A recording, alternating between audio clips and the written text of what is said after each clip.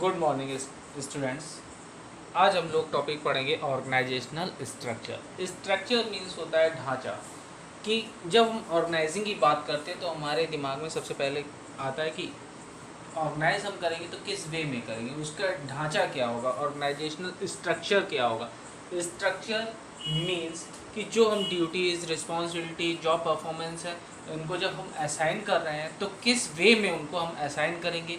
Particular जो हमारे levels हैं, लेवल्स हमने कितनी बात की थी, 3 लेवल्स की, top level, middle level and lower level.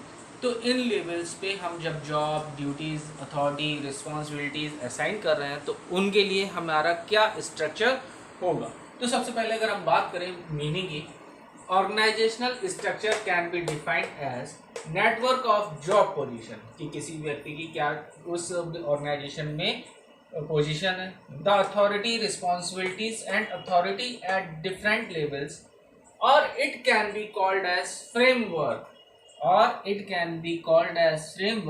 within which managerial and organizational task are performed, कि जो मैनेजरियल टास्क हैं या ऑर्गेनाइजेशनल टास्क हैं वो किस इस फ्रेमवर्क के अंतर्गत कर रहे हैं, वो हमारा कहलाता है ऑर्गेनाइजेशनल स्ट्रक्चर। अब हम बात करते हैं इंपॉर्टेंस की। इंपॉर्टेंस में फर्स्ट पॉइंट दिया हुआ, structure organises properly all the operation of business and ensure better flow of communication. Better flow of communication means हमने जो ये टॉप लेवल, मिडिल लेवल के लिए बनाया था, सबसे पहले टॉप, सेकंड हमारा मिडिल, तीसरा लोअर लेवल। तो क्या होगा तीनों ही लेवल पे वर्क तभी अच्छे से हो सकता है जब हमारा ऑर्गेनाइजेशनल स्ट्रक्चर अच्छा तैयार किया गया हो। Structure organise properly all the operations of a business, business के जितने ऑपरेशंस हैं, ऑपरेशंस मींस गतिविधियां, जितनी भी गतिविधियां हैं वो प्रॉपरली वर्क कर सकती है। Ensure better flow of communication, जब हमारा ऑर्गेनाइजेशनल स्ट्रक्चर डिसाइडेड होगा तो हमारा जो कम्युनिकेशन लेवल है वो बेटर होगा। सेकंड आता है a clear structure makes it easy, एक क्लियर स्ट्रक्चर हमारे काम को इजी बना देता है। To check the responsibility of each part of business, कि किस व्यक्ति की क्या रिस्पॉन्सिबिलिटी, अगर हमने ऑर्गेनाइजेशनल स्ट्रक्चर अच्छे से तैयार किया हुआ है तो हमें पता चल जाएगा कि किस व्यक्ति की क्या रिस्पॉन्सिबिलिटी या क्या जॉब पोजीशन है, जॉब पोजीशन के अकॉर्डिंग उसकी अथॉरिटी, रिस्पॉन्सिबिलिटीज, ड्यूटीज क्या होंगी। ठीक, नेक्स्ट आता है a clear idea about the working style of an enterprise. जब हमारा जो ऑर्गेनाइजेशनल स्ट्रक्चर है उसको देख के हम बता सकते हैं कि फर्म में किस तरह से, ऑर्गेनाइजेशन में किस तरह से काम होता है, उनका वर्किंग स्टाइल क्या है।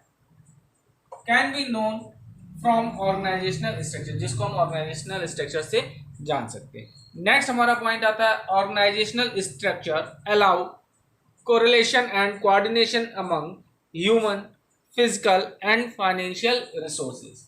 बिना फाइनेंशियल रिसोर्सेज के कोई भी डिपार्टमेंट वर्क नहीं कर सकता है, ना ही ह्यूमन के बगैर कर सकता है, ना ही फिजिकल मूवमेंट के बगैर। ठीक, तो इन सब के बीच में जब हमारा ऑर्गेनाइजेशनल स्ट्रक्चर सिस्टमैटिकली डिफाइंड होता है तब क्या होगा, कोऑर्डिनेशन अच्छा होगा, कोरिलेशन अच्छा होगा। और द लास्ट बचता है it clearly defines the level of management and span of control under each level. ठीक, स्पेन ऑफ मैनेजमेंट में हम लोगों ने क्या पढ़ा था, span of management means how many employees और subordinates can be effectively managed by one manager, और how many subordinates can be effectively controlled by one superior. Span of management में हम लोगों ने ये पढ़ा था। तो यहाँ जब हमारा ऑर्गेनाइजेशनल स्ट्रक्चर क्लियरली डिफाइंड होता है तो हमें पता होता है कि एक व्यक्ति कितने लोगों को कंट्रोल कर रहा है और कितने व्यक्ति किस एक व्यक्ति से कैसे कंट्रोल किए जा रहा है। पूरी चीज़ें हमारे सामने होती हैं, क्योंकि जब हमारा ऑर्गेनाइजेशनल स्ट्रक्चर डिफाइन होता है तो हमें बहुत सारी चीज़ें क्लियरली पता होती है। ओके, ये आपका कंप्लीट हो जाता है organisational structure and importance of organisational structure. अब आपका नेक्स्ट टॉपिक बचेगा टाइप्स ऑफ ऑर्गेनाइजेशनल स्ट्रक्चर, जिसको हम लोग नेक्स्ट क्लास में कंटिन्यू करेंगे। Okay, thanks.